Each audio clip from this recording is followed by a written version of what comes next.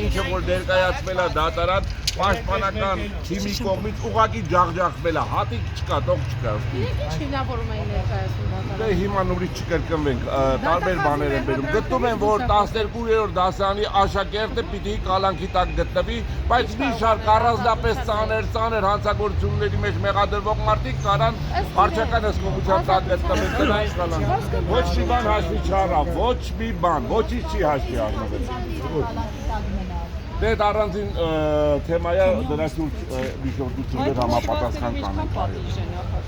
5 տարի, 2-ից 5 տարի։ Իսկ որևէ կերպ հիմնավորվեց այն դատարանի կողմից, որ օրինակ մի դեպքով մարդ է կալանավորվում, սակայն դուրս չկա։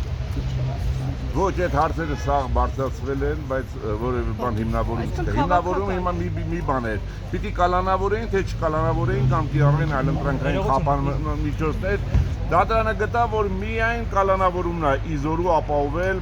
մեր պաշտպանյալի իրավաչափ վարքագիծը, որը ըստ ինձ աբսուրդ է։ Երեք նաև տեսագրություններն էին դիտել, հա, տեսագրությունների հետ կապված։ Սրա